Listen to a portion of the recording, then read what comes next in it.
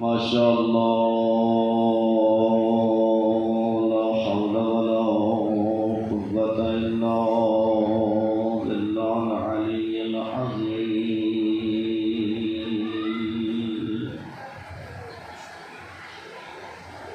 أعوذ بالله من الشيطان اللعين الرجيم. بسم الله الرحمن الرحيم. الحمد لله رب العالمين بارئ الخلائق أجمعين، ثم الصلاة والسلام على سيدنا ونبينا وشفيع ذنوبنا وطبيب قلوبنا حبيبنا وحبيب إله العالمين أبي القاسم محمد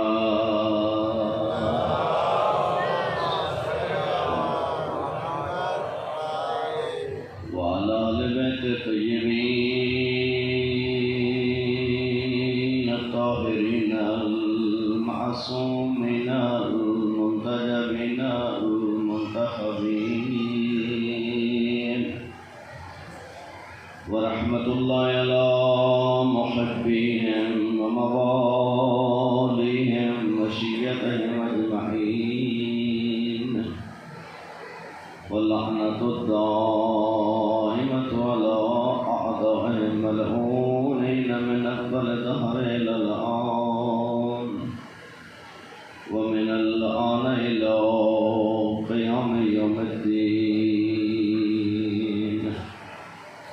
أما بعد، فقد قال الحكيم في محكم كتابه وقوله الحق، وهو أصدق القائلين.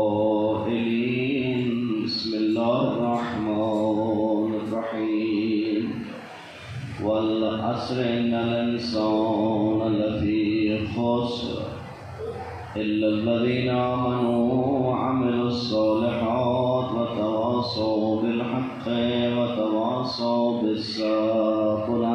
صلوات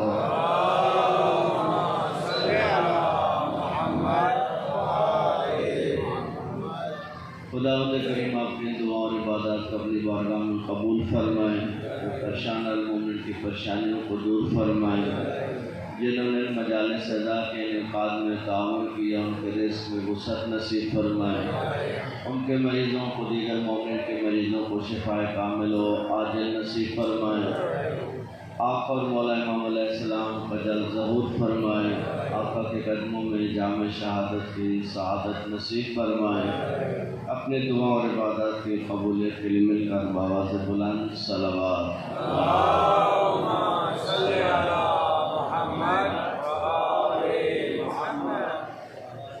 محترم و معزز سامعین،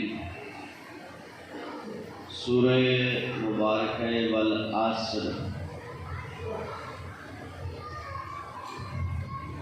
والعصر زمانے کی قسم، ان گزرتی گھڑیوں کی قسم، ان گزرتے لمحات کی قسم، نماز عصر کی قسم، عصر رسالت کی قسم، عصر ظہور کی قسم. اللہ قسم اٹھا رہا ہے، لیکن قسم ہم بھی اٹھاتے ہیں. ہم قسم کب اٹھاتے ہیں؟ جب ہمیں اپنی بات میں وزن پیدا کرنا ہو یا اپنی صداقت منوانی ہو. کوئی ہماری بات نہیں مان رہا تو سمجھ رہا ہے کہ ہم سچ نہیں بول رہے، تو ہم سچی یا جھوٹی قسم اٹھاتے ہیں کہ وہ ہمیں سچا مان دے. اب یہ جو ہمارے قسم ہے تصور کا، کوئی مسلمان اللہ کے بارے میں یہ تو نہیں سوچ سکتا کہ اللہ قسم اس لیے اٹھاتا ہے کہ لوگ اس کو سچا مانیں. اللہ سے زیادہ سچا کون ہے؟ اصدق القائلین، سب سے زیادہ سچ بولنے والی ذات۔ اس کا مطلب ہے کہ اللہ اپنی صداقت منوانے کے لیے تو قسم نہیں اٹھوا رہا، یا اللہ اپنی بات میں وزن پیدا کرنے کے لیے۔ اگر اللہ کی بات میں وزن نہیں ہے تو پھر کس کی بات میں وزن ہے؟ تو یہ اللہ قسم کیوں اٹھا رہا ہے؟ علماء فرماتے ہیں کہ جو پیغام ہے وہ اتنا توجہ طلب ہے کہ اللہ قسم اٹھاتا ہے، والعصر، زمانے کی قسم۔ اب اس عصر سے کیا مراد ہے؟ عصر رسالت، کہ جب دین اسلام کا آغاز ہوا، یا عصر کربلا کہ جس میں اسلام دوبارہ زندہ ہوا، یا نماز عصر، یا عصر ظہور۔ علماء فرماتے ہیں آپ کوئی زمانہ بھی مراد لیں، سارے زمانے مراد لیں، ان کا آپس میں کوئی اختلاف نہیں ہے۔ عصر رسالت جڑا ہوا ہے عصر کربلا کے ساتھ۔ اب کربلا کو عصر رسالت سے الگ کیا دیکھیں گے؟ رسالت کا ہی ادامہ جو ہے، رسالت کا ہی تسلسل جو ہے وہ کربلا میں ہے۔ آپ نماز عصر مراد ہے تو عصر، آپ عصر ظہور مراد لیں تو یہ سب ایک ہی سلسلے کی کڑیاں ہیں۔ لیکن اللہ نے یہاں عصر، جس میں دیکھیں پیغمبر کا زمانہ ہو، کربلا کی عصر ہو، نماز عصر ہو، عصر ظہور ہو، سب میں وقت تو ہے۔ وقت کی کیا اہمیت ہے کہ اللہ زمانے کی قسم اٹھاتا ہے۔ دیکھیں آپ کے پاس سب سے قیمتی سرمایہ کیا ہے؟ اگر میں آپ سے سوال کروں کہ آپ کے پاس سب سے قیمتی سرمایہ کیا ہے، تو انسان سب سے قیمتی سرمایہ دنیا کے مال کو سمجھتے ہیں۔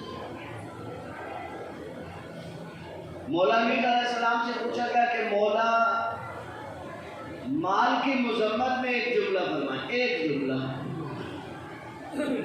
مولا نے فرمایا یہ اتنا عجیب مال ہوتا ہے، یہ جب تک تمہارا ساتھ نہیں چھوڑتا تمہارے کام بھی نہیں آتا ہے۔ تمہارا ساتھ چھوڑے گا، تمہارے پاس رہتے ہو، تمہیں کسی کام میں نہیں آنے والا۔ آپ کا 10 کروڑ 20 کروڑ 5 کروڑ 5 لاکھ 2 لاکھ بینک میں پڑا ہوا ہے، کس کام کا ہے؟ آپ کو کیا کام آ رہا ہے؟ وہ تو پڑا ہوا، وہ تو بینک میں رکھا ہوا، کس کام کا ہے؟ لیکن اگر آپ کے سر میں درد شروع ہو گیا تو جب تک وہ پیسہ نکال کے خرچ نہیں کریں گے، جب تک یہ آپ سے جدا نہیں ہو جائے گا، تو آپ کو ایک اسپرین کی گولی دیے بغیر بھی نہیں جائے گا جب تک آپ سے جدا نہیں ہوگا۔ آپ اس کو پہلے جدا کریں، جا کے میڈیکل اسٹور والے کو اس پیسے میں سے کچھ دیں، وہ پیسہ آپ کو داغ مبارکت کہے گا، آپ سے جدا ہوگا تو کوئی آپ کو فائدہ دے گا، کوئی فائدہ نہیں۔ پڑھا تو پڑھا، یہ کہ شاہ صاحب کو روزانہ اعلان کرتے ہیں۔ دیکھیں اس فلسفے کو سمجھیں۔ ایک مومن سے کسی نے کہا کہ بھئی تمہارے پاس کتنے پیسے؟ کا 100 روپے۔ اب کوئی مانگنے والا آ گیا، 30 روپے اس کو دے دیے۔ اب اس نے پوچھا آپ کے پاس کتنے بچے ہیں؟ اس نے کہا 30 روپے۔ اس نے کہا نہیں 30 تو آپ نے دیے ہیں۔ اس نے کہا بچے تو وہی ہیں جو دیے ہیں،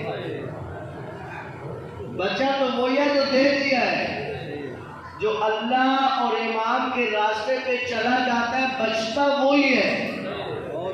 یہ یاد رکھیے، قرآن کی آیت ہے، میں اپنے لفظوں میں کہہ رہا ہوں کہ بچتا کیا ہے؟ بچتا وہی ہے جو ادھر چلا جاتا ہے۔ جو ادھر رہ گیا وہ تو آپ کے پاس رہ گیا۔ جو بچانا ہے، دیکھیں آل بیت علیہ السلام ایک ہمارے علاقے میں گنج کی طرف ایک بہت پیاری امام بارگاہ ہے، بہت پیاری امام بارگاہ ہے، کراچی میں وہ مومن ہے اسی علاقے کے۔ مولانا شہنشاہ نے ان سے پوچھا کہ آپ نے اس بارگاہ پہ کتنا خرچ کیا؟ ایک محتاط اندازہ ہے کہ 3 سے 4 کروڑ روپے اس میں وہ خرچ کر چکے ہیں. یہ لوگوں کا اندازہ ہے. جب ان سے پوچھا کہ خان صاحب آپ اس نے کتنا خرچ کیا، کہا میں نے کبھی حساب نہیں کی. تو کیا مطلب؟ کہا جب دینے والوں نے حساب نہیں کیا تو میں لگاتے کیوں حساب کرتا. جب اہل بیت اتنا دے رہے تھے تو نہ انہوں نے دیتے حساب کیا نہ میں نے لگاتے حساب کیا. اہل بیت کے راستے میں دیتو حساب نہیں کیے جاتے. وہ جو چلا جاتا ہے وہاں، اور یہ بات بھی یاد رکھیں، آپ نے دے دیا تو کیا اہل بیت رکھ لیں گے اپنے پاس؟ ممکن ہے اہل بیت آپ کے قرضے کے نیچے رہیں گے. اہل بیت امام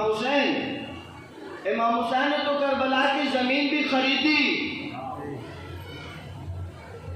بنی اسد سے زمین کو خریدا. لوگوں نے کہا مولا آپ ہمارے مہمان ہیں. مولا نے کہا میں تو یہاں وقتی طور پہ نہیں رہنے آیا ہوں، مجھے یہاں قیامت تک رہنا ہے. وہ زمین انہی سے خریدی اور انہی کو واپس کر دی، خرید کے واپس کر دی. اہل بیت کسی کا قرضہ اپنے پاس نہیں رکھتے. یاد رکھے بات، جتنا دیں گے اس کے کتنا گنا واپس آئے گا یہ تو مجھے نہیں پتا ہے، لیکن بہرحال آئے گا.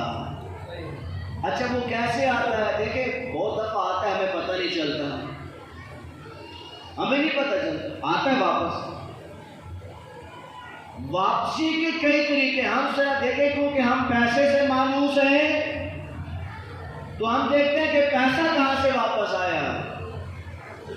آپ کا انتہائی خطرناک ایکسیڈنٹ ہونے لگا، اہل بیت نے بچا لیا تو کتنا واپس بھیجا؟ اس ایکسیڈنٹ میں ممکن ہے آپ کے لاکھوں روپے خرچ ہو جاتے، لیکن بچا لیا انہوں نے تو بہت تو واپس تو بہت کچھ کیا. لیکن واپسی کو اس انداز سے نہیں دیکھے کہ پیسہ ہی کتنا واپس کیا. مولا میر فرماتے ہیں کہ انسان عجیب ہے، لوگوں کو پیسے پہ حسد کرتا ہے، لوگوں کے اسٹیٹس پہ حسد کرتا ہے، لیکن جس چیز پہ حسد بنتا ہے اس پہ حسد نہیں کرتا. کس چیز پہ حسد بنتا ہے؟ مولا کہتے ہیں کسی کی صحت، کسی کی سلامتی. حسد اچھی چیز نہیں ہے، لیکن مولا کہتے ہیں اگر حسد ہو تو ان چیزوں پہ ہو جن پہ نہیں ہونا چاہیے، ان پہ انسان حسد کرتا ہے. لیکن سلامتی کو کیا سمجھتے ہیں؟ جسم کی سلامتی کو کیا سمجھتے ہیں؟ اس وقت ارب پتی لوگ ہیں، اربوں روپے خرچ کرنا چاہتے ہیں شوگر ختم ہو جائے. آپ میں سے جس کو شوگر نہیں ہے اس کا کیا مطلب ہے؟ اربوں تو آپ کے کریڈٹ میں اللہ ڈال رہا ہے، پتہ نہیں ہے. دیکھیں اللہ کی ان نعمتوں کو کبھی اس زاویے سے دیکھیں. لقمہ کھانا کھاتے ہیں، لقمہ. آج جب لقمہ کھائیں گے اگر یہ میرے جملے یاد ہے تو اس لقمے کا لطف بڑھ جائے گا اور آپ کو زیادہ اس لیے سمجھ آئے گا کہ یہ علاقہ اچھا سمجھ سکتا ہے اس بات کو. یہ ایک لقمہ جو ہم کھاتے ہیں یہ کتنا سفر طے کرتا ہے؟ یہ لقمہ کتنا سفر طے کر کے ہمارے پاس آتا ہے. دیکھیں یہ لقمہ کبھی گندم کا ایک دانہ تھا، کبھی گندم کا بازار میں رکھا ہوا. آپ گئے، آپ نے اس کو بازار سے خریدا. اب اس ایک لقمے سے اس بندے کا رزق جڑا ہوا ہے جو بازار میں بیٹھ کے گندم بیچ رہا ہے. آپ نے اسے خریدا، خود تو نہیں خریدا، مزدور لے گئے ساتھ اگر زیادہ خریدنی ہے. اب ان مزدوروں کا بھی اس کے ساتھ رزق جڑا ہوا. گاڑی لے گئے، گاڑی والے کا رزق اسی ایک لقمے کے ساتھ جڑا ہوا. گاڑی میں آئل یوز ہوتا ہے، پیٹرول یوز ہوتا ہے. اب سوچئے اس ایک لقمے میں کتنے لوگوں کا رزق جڑا ہوا ہے. گاڑی کے اندر جتنے کام ہو رہے ہیں، گاڑی چلتی ہے، ایک تار اتر گئی گاڑی میں، الیکٹریشین کا رزق آ گیا، گاڑی خراب ہو گئی، مکینک کا رزق آ گیا۔ اسی ایک لقمے کے ساتھ کائنات میں کتنے لوگوں کا رزق جڑا ہوا ہے۔ آپ لائے، اس کو زمین کے سپرد کیا۔ جو لوگ اللہ کی قدرت کو نہیں سمجھتے ہیں، اللہ کے سسٹم کو نہیں سمجھتے ہیں، یہ زمین سخت ہے یا گندم کا دانہ؟ زمین بہت سخت ہے۔ زمین اتنی سخت ہے کہ اربوں کروڑوں لوگوں کا بوجھ اٹھاتی ہے، باری باری مشینری اٹھاتی ہے۔ یہ زمین اگر ذرا سی نرم پڑ جائے، ہم بیٹھے بٹھائے نیچے چلے جائیں، یہاں بیٹھے پتہ بھی نہیں چلے گا، اس میں سختی ہے۔ وہ اتنا سا گندم کا دانہ اس زمین کے سینے میں جاتا ہے اور اس زمین کے سینے کو وہ چیرتا ہوا باہر آ جاتا ہے۔ کبھی سوچئے گا اس جملے پر، یہ زمین کے اندر جا کے زمین کے سینے کو پھاڑ کے باہر نکلتا ہے۔ اس سے پوچھیں کہ تیرے اندر تو اتنی طاقت نہیں تھی کہ تو خود زمین کے اندر جاتا، تجھے اندر لے جانے کے لیے پہلے اس کو نرم کیا گیا، پھر زمین کے سینے میں کسی اور نے اتارا اور اب تیرے اندر اتنی طاقت کہاں سے آ گئی کہ تو سینے کو پھاڑ کے زمین کے باہر آ گیا؟ تو وہ اپنی بے زبانی میں یہ کہے گا کہ تو نے نہیں سمجھا یہ طاقت میرے اندر کب تھی؟ یہ تو اس اللہ نے طاقت دی ہے، یہ اس پروردگار کی دی ہوئی طاقت ہے کہ میں نے زمین کے سینے کو پھاڑا اور باہر نکل آیا۔ تو میں دنیا والوں سے یہی کہتا ہوں کہ اللہ کی طاقت کو سمجھو۔ جو گندم کے اتنے سے دانے کو اتنی طاقت دے سکتا ہے کہ وہ زمین کے سینے کو پھاڑ کے باہر آ جائے، تو اس نے علی ابن ابی طالب کو کتنی طاقت دی ہوگی؟ نعرہ تکبیر، نعرہ رسالت، نعرہ حیدری، آواز بلند صلوات۔ آپ نے وہ دانہ زمین میں ڈالا، ایک دانہ، وہ کتنے دانے واپس آئے آپ کے پاس؟ کم از کم قرآن کی آیات کے حساب سے ایک دانے کو اللہ 700 دانوں میں بدلتا ہے۔ وہ ایک دانہ 700 دانوں میں تبدیل ہو کر باہر نکلتا ہے۔ اچھا، پھر آپ اسے صاف کرتے ہیں۔ اس صفائی کے ساتھ کتنے لوگوں کا رزق جڑا ہوا ہے؟ ابھی بات لقمے کی ہو رہی ہے۔ ایک لقمہ آپ تک کیسے پہنچتا ہے، کبھی اس کو سوچئے گا۔ لقمہ لیتے مزہ آئے گا آپ کو۔ اب پھر وہ واپس گندم اس کو صاف کیا تھریشر سے، وہ بھوسا الگ ہو گیا، گندم الگ ہو گئے۔ اب واپس آپ اس کو لے آئے کہاں پہ؟ مارکیٹ میں۔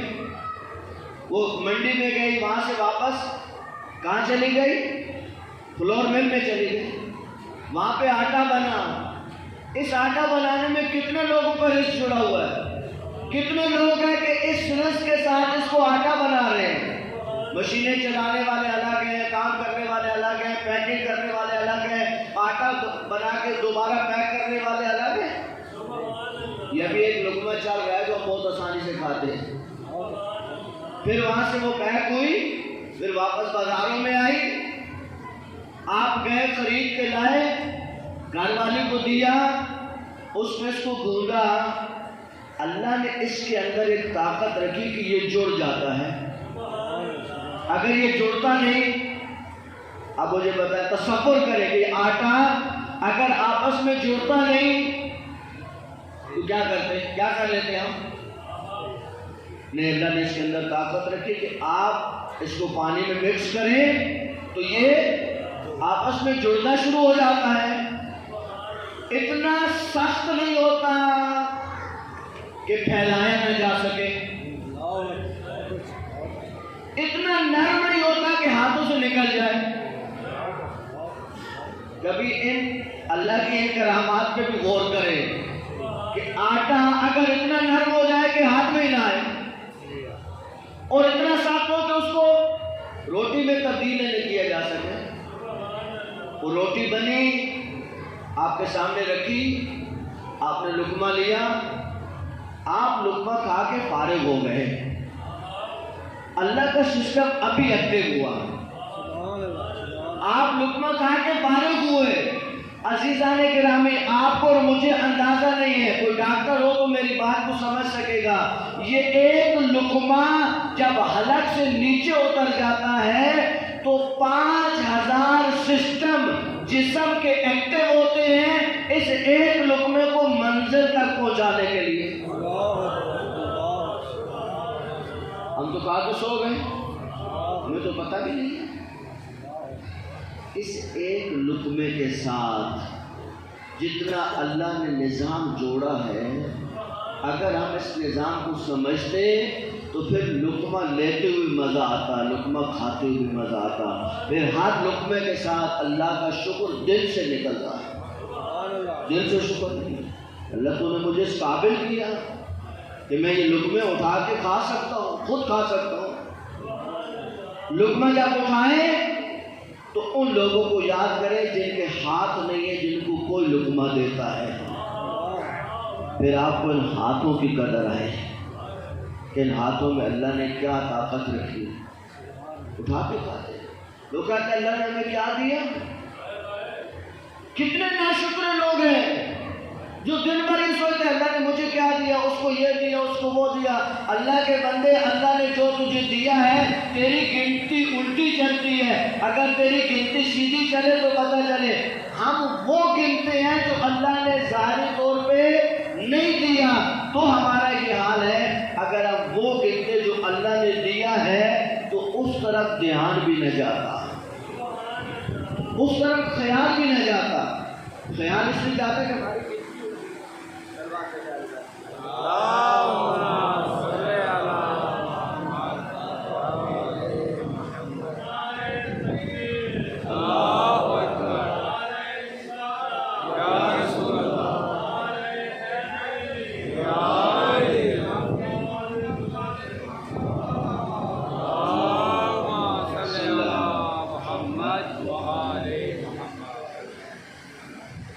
انسان اگر اللہ کی نعمتوں کو اس زاویے سے دیکھے، والعصر، زمانے کی قسم، ان الانسان لفی خسر، سب کے سب لوگ نقصان میں جا رہے ہیں۔ واقعی ایسے ہیں، دنیا کی اکثریت خسارے میں ہے، وہ بھی ثابت نہیں کر سکتا ہے کہ دنیا کی اکثریت خسارے میں ہے۔ اس کا مطلب ہے کہ یہ خسارہ جو اللہ فرما رہا ہے یہ دنیا کا خسارہ نہیں ہے، دنیا کا نقصان نہیں ہے۔ والعصر، زمانے کی قسم، ان گزرتی گھڑیوں کی قسم، ان گزرتے لمحات کی قسم۔ دیکھیں یہ گھڑیاں اتنی قیمتی ہیں، مجھے بتائیں کہ کل دن گزر گیا، دنیا کا کوئی امیر ترین بادشاہ ساری دنیا کا پیسہ لے کر آ جائے کہ مجھے کل والا ٹائم واپس چاہیے، مل جائے گا؟ مل جائے گا وہ ٹائم؟ جو وقت گزر جاتا ہے وہ کبھی واپس، اس کا مطلب ہے کتنی قیمتی چیز ہے جو آپ کے ہاتھ سے یوں جا رہی ہے۔ اس کو مولا امیر علیہ السلام نے فرمایا کہ وقت کاٹتی ہوئی تلوار کی طرح ہے۔ وقت، مولا کے جملے کو سمجھیے گا، مولا فرماتے ہیں وقت کاٹتی ہوئی تلوار کی طرح ہے، اگر تم نے اس سے کچھ کاٹ لیا تو کاٹ لیا، ورنہ یہ تمہیں کاٹتی ہوئی گزر جائے گی۔ وقت تمہیں مسلسل کاٹ رہا ہے۔ اسی وقت کو استعمال کر کے لوگ مجتہد بنتے ہیں، اسی وقت کا صحیح استعمال کر کے لوگ سائنسدان بنتے ہیں، اسی وقت کا صحیح استعمال کر کے لوگ ڈاکٹر بنتے ہیں۔ بعض لوگوں کے پاس وقت نہیں ہے اور بعضوں کو وقت گزارنا مشکل ہے، وہ زندگی کو دھکا دے رہے ہیں کہ گزرتا کیوں نہیں ہے۔ دیکھیں وقت کی اگر قیمت پتہ چل جائے، وقت کیا چیز ہے. اللہ نے قسم اٹھائی ہے وقت کی، اور قسم اٹھا کے کہا سب کے سب لوگ نقصان میں ہیں. کیوں نقصان میں ہیں؟ کہ اپنا قیمتی ترین سرمایہ بیہودہ کاموں میں خرچ کر رہے ہیں، بے مقصد کاموں میں خرچ کر رہے ہیں. مولوی نے فرمایا اللہ نے تیرے نفس کی قیمت بہشت ڈالی ہے. سبحان اللہ. اللہ نے تیرے نفس کی قیمت بہشت ڈالی ہے. یہ زیادہ سے زیادہ قیمت نہیں ہے، یہ کم سے کم قیمت. تیرے نفس کی کم سے کم قیمت اللہ نے بہشت ڈالی ہے. اگر تو اس سے کم تر پہ بیچے گا تو نقصان میں جائے گا. اللہ اکبر، اللہ اکبر. آپ کہتے ہیں نا فلاں نے نقصان کیا. دیکھیں پیسہ جس پہ انسان مرتا ہے، 3 سطح نیچے انسان سے پیسہ، 3 سطح. انسان سے نیچے حیوان ہے، حیوان سے نیچے نباتات ہیں. نباتات کے پودے جو حیوان کھاتے ہیں. نباتات کے نیچے جمادات ہیں.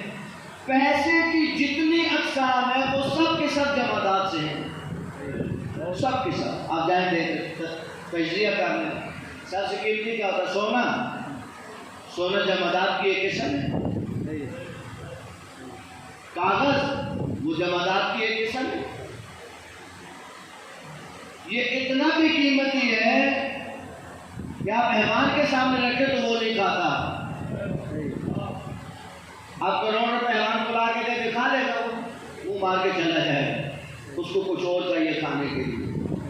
انسان سے نیچے حیوان، حیوان سے نیچے نباتات، نباتات سے نیچے جمادات.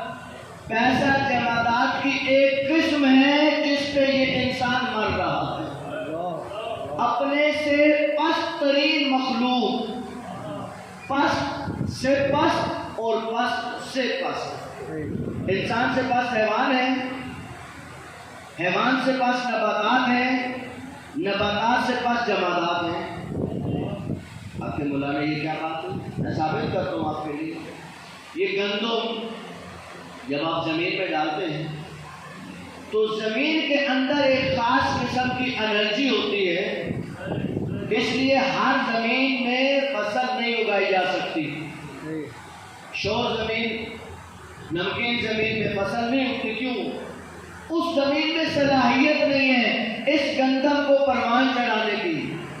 اس کا مطلب ہے کچھ زمینیں ہیں جو اپنے آپ کو اس گندم کے دانے پہ قربان کرتی ہیں، اپنا کچھ قربان کرتی ہیں تو یہ دانہ پروان چڑھتا ہے. یہ دانہ پروان چڑھتا ہے. پتھر جمادات قربان ہوتے ہیں کس پر؟ نباتات پر. تو نباتات اگتی ہیں.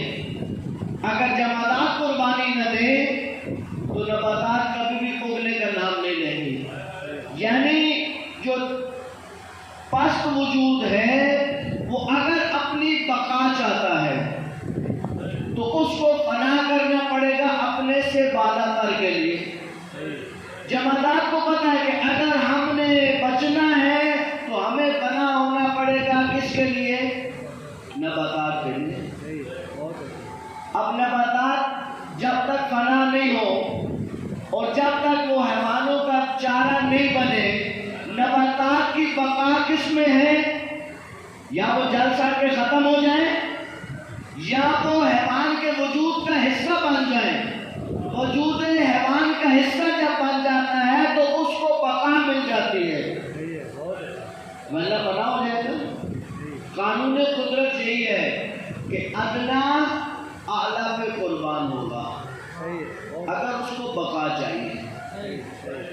بقا چاہیے تو فنا کے اندر فنا ہو تو بقا نہیں مل سکتی. اگر کوئی فانی میں فنا ہو جائے تو اس کو کیا بقا ملے گی؟ وہ تو خود فانی ہے. جمادات کو اگر اپنے آپ کو بچانا ہے تو انہیں قربان ہونا ہے کس پر؟ نباتات پر. نباتات کو اگر اپنے آپ کو بچانا ہے تو ان کو قربان ہونا ہے حیوانات پر. حیوانات کو قربان ہونا ہے پھر کس پہ قربان ہونا ہے؟ انسان۔ قربانی کا یہ مطلب نہیں ہے کہ صرف ذبح ہو، ذبح ہو کے بھی انسان کے وجود کا حصہ بنتے ہیں تو بقا مل جاتی ہے ان کو، یا کسی اور سسٹم سے۔ جب تک ادنا اعلیٰ پہ قربان نہیں ہوتا اس کو بقا نہیں ملتی۔ اب کبھی زیارت بادشاہ کے اس جملے کو سمجھیے گا، حلت بفنائک، پہلے جو مولا جو کربلا میں آپ کے ساتھ آئے وہ آپ کے وجود میں فنا ہو گئے۔ حلت بفنائک، آپ کے وجود میں قربان ہوئے تو ان کو بقا مل گئی کہ آج 1400 سال گزر گئے، ہر آدمی زیارت پڑھتا ہے، جب زیارت پڑھتا ہے تو فقط مولا حسین کی نہیں پڑھتا ہے۔ جب آپ زیارت پڑھتے ہیں تو پہلے امام حسین کی پڑھتے ہیں، پھر شہزادے علی اکبر کی پڑھتے ہیں، پھر مولا عباس کی پڑھتے ہیں، آخر میں سارے شہداء کی پڑھتے ہیں۔ سارے شہداء کی زیارت کا کیا مطلب ہے کہ انہوں نے اپنے آپ کو آقا پہ قربان کیا۔ صلوات بھیجے آل بیت اللہ۔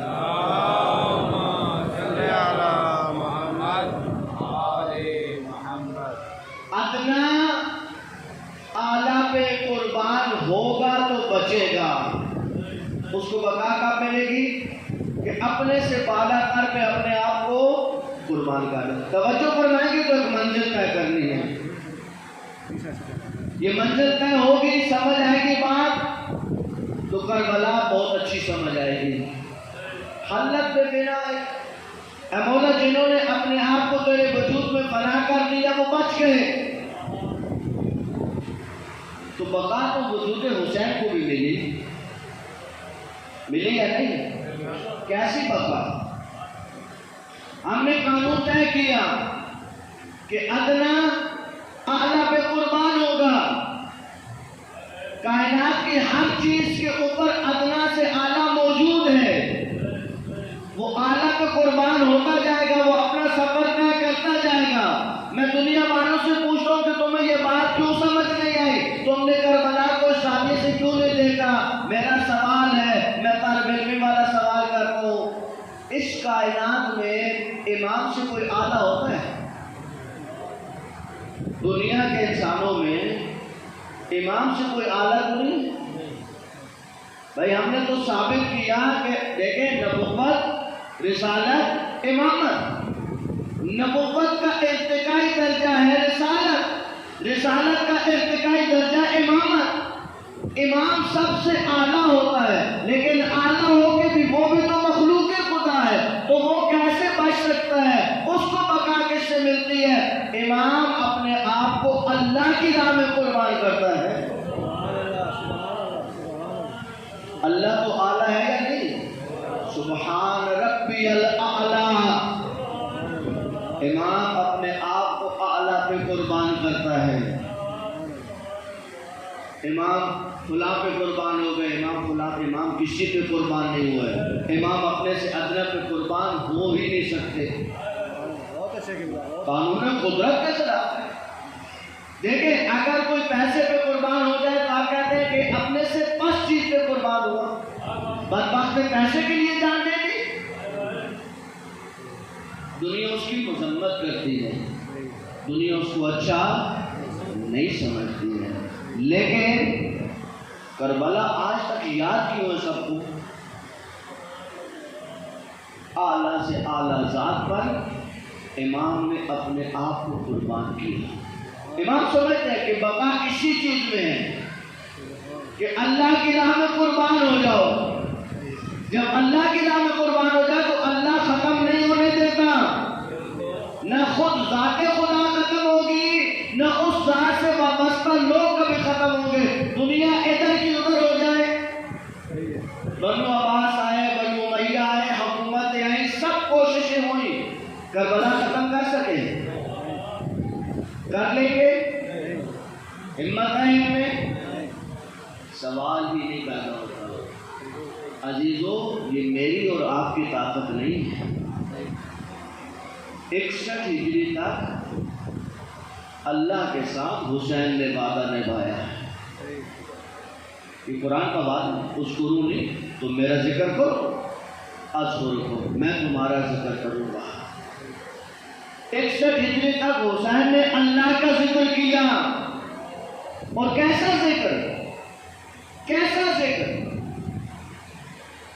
نہ مسجد میں نہ بیت اللہ کی دیواروں کے سائے میں نماز عشق ادا ہوتی ہے تلواروں کے سائے میں۔ سبحان اللہ، سبحان اللہ۔ نعرہ تکبیر، نعرہ رسالت، نعرہ حیدری، درود بآواز بلند،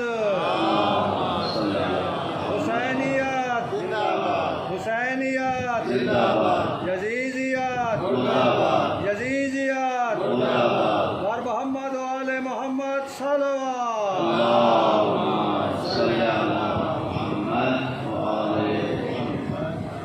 دیکھیں عزیزان، کربلا کے ان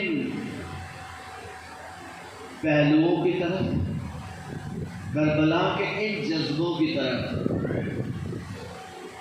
کربلا کے اس سفر کی طرف دیکھیں، امام حسین کے خیموں میں ایک خیمہ تھا، خیمہ نظافت۔ نظافت آپ کیسے کہتے ہیں؟ صفائی ستھرائی۔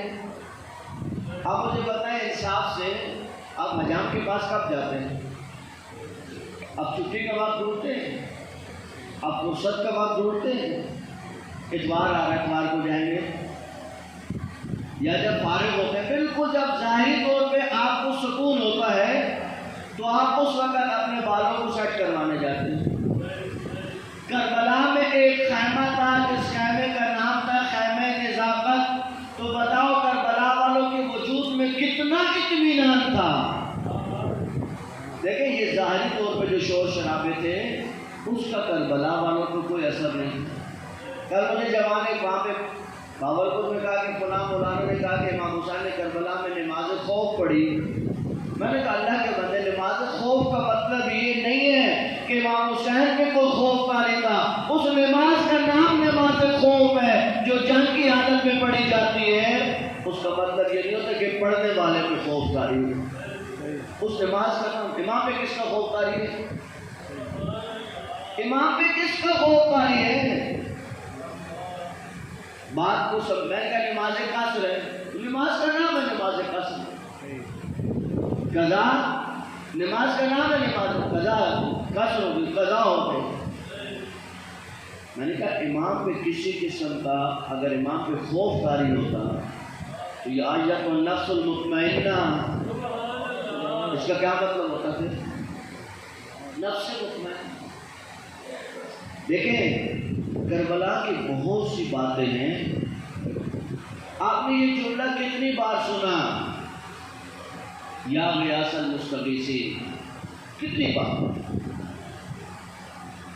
بار ہم نے یہ جملہ سنا؟ لیکن ہماری توجہ ہے کہ امام نے کیا جملہ کہا؟ یا غیاث المستغیثین، اے فریاد رسوں کے فریاد۔ سمجھیے اس بات، حضرت ایوب نے اللہ کی راہ میں بہت جہاد کیا۔ صبر ایوب مشہور ہو گئے۔ حضرت یعقوب کے امتحانات سے بھی ترین امتحانات ہیں، لیکن اللہ کے ایک نبی ہیں کہ جن کا اللہ نے جب ناموس کا امتحان لیا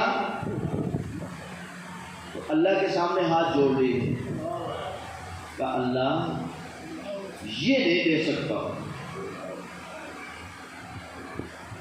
اللہ کی طرف سے آواز ہے کہ یہ ابھی تک جو آپ دے رہے تھے، یہ آپ دے رہے، یہ ابھی تک جو امتحان دیا آپ نے دیا، یہ ہماری طاقت سے دیا۔ طاقت ہم دے رہے تھے، امتحان آپ دے رہے تھے۔ کہتے ہیں اس جملے کے بعد وہ نبی خدا اتنا روئے کہ میں نے یہ جملہ کیوں کہا۔ لیکن امام نے آخری وقت میں کیا جملہ تھا؟ یا غیاث المستغیثین، اے فریاد رسوں کے فریاد رس۔ یہاں تک بھی تو لے کے آیا، اور آگے بھی تو لے کے جائے گا۔ اللہ اکبر، اللہ اکبر، اللہ اکبر۔ توحید کی جس بلندی پر امام ہے، اے فریاد رسو کے فریاد رس، یہاں تک ہم تھوڑی پہنچے۔ وہ جس شخص نے امام کو نماز پڑھائی، آپ کو معلوم ہے جوان مطالعہ کریں، سمجھیں مطالعہ کو، امام کے سامنے کھڑا ہے، امام نماز پڑھ رہے ہیں، ایک سمی تیر ہوتا ہے، ایک سمی تیر کہتے ہیں، ایک سمی تیر یعنی جس میں زہر ملا ہو، ایک سمی تیر انسان کو ختم کرنے کے لیے کافی ہوتا ہے، ایک سمی تیر۔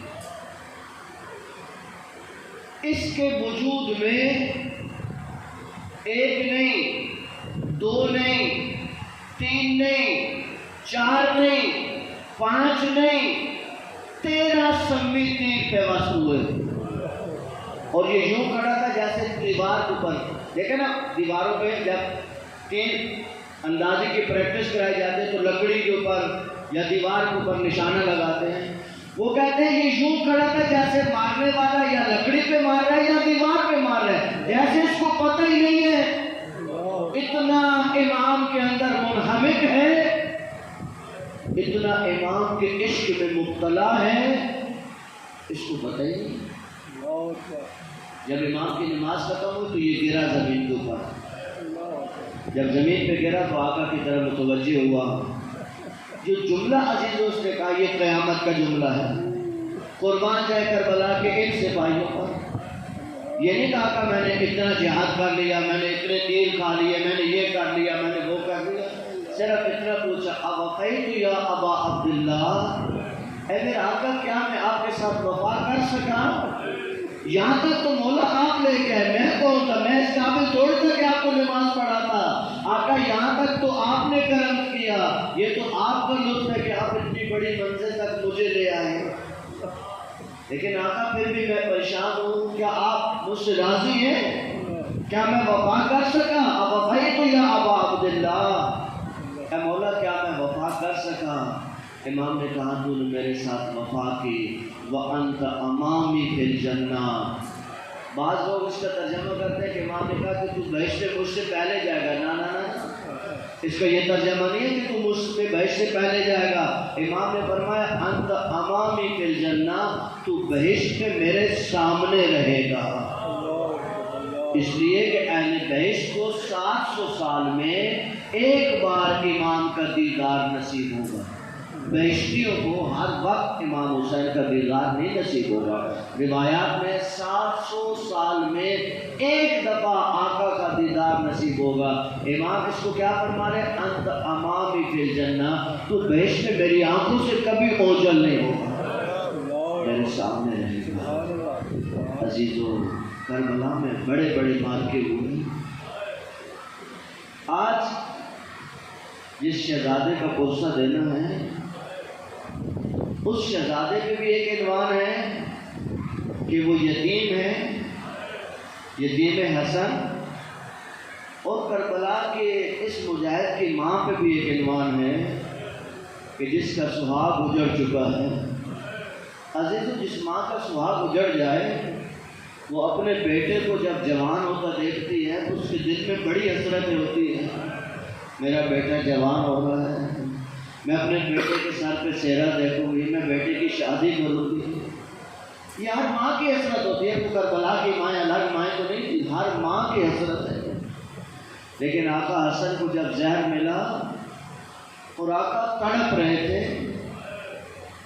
تو کہتے ہیں بی بی نے اس بچے کو امام کے سینے پہ لٹایا، حضرت قاسم فوراً اپنی ماں کو کہتے ہیں کہ ماں مجھ سے سویا نہیں جا رہا، میرے باپا کا سینہ بہت گرم ہے۔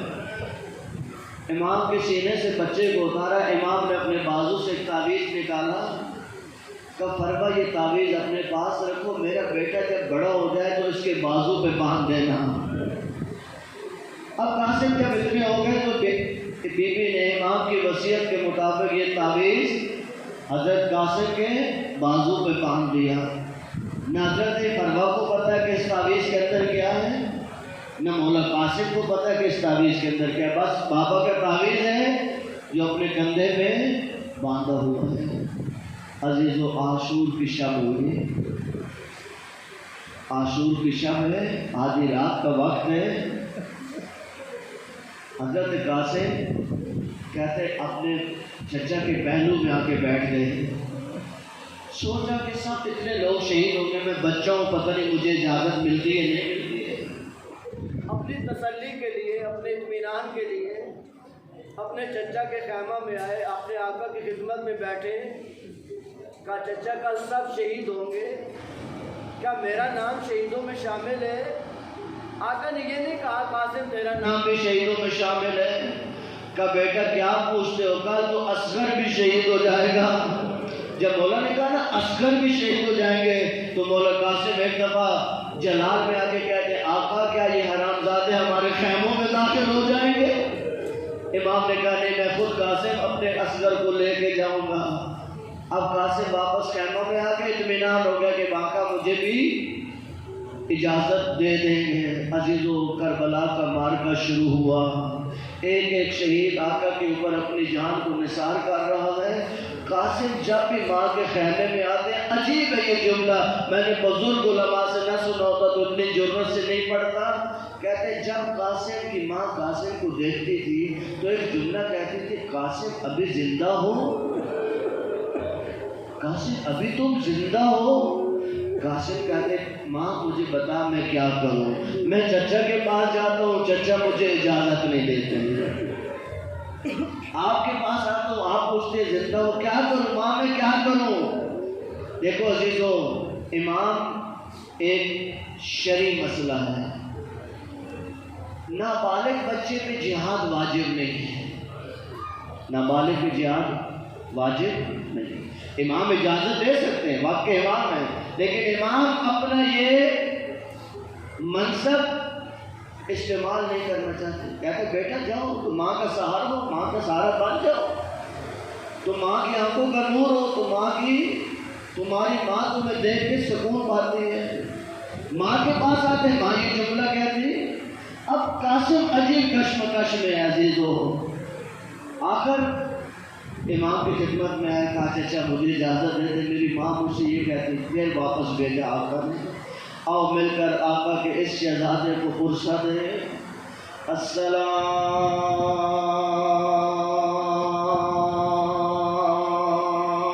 अलैका या अबा अब्दुल्लाह व अलल अरवाह अल्लती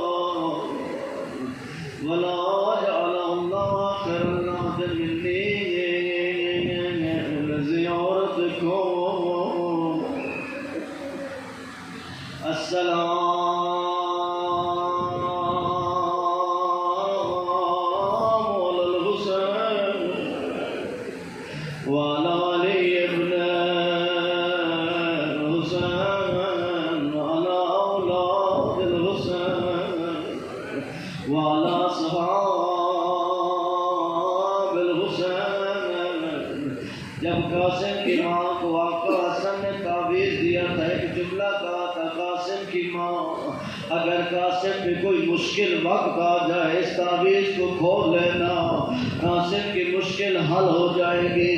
अजीज़ों, जब बार बार मेरे आका ने कासिम को खैमा में वापस भेजा, कासिम की माँ कहती है मेरे आका ने कहा था कासिम का तावीज़ खोल लेना, तेरी मुश्किल हल हो जाएगी। ये अजीब माएँ हैं, जब तक बेटों को कुर्बान न कर लेंगे। मुश्किल क्या है, मेरा बेटा क्यों कुर्बान नहीं हो रहा, मेरे कुर्बानी आका के दरबार में क्यों पूरी नहीं हो रही। कासिम की माँ को अजीज़ों ये फिक्र नहीं है कि मेरा बच्चा बच क्यों रहा है, कासिम की माँ को ये फिक्र है मेरा बेटा कुर्बान क्यों नहीं हो रहा। का बेटा कासिम मेरे करीब आका की वसीयत के मुताबिक तावीज़ को खोला, उस तावीज़ में लिखा था मेरा भैया हुसैन।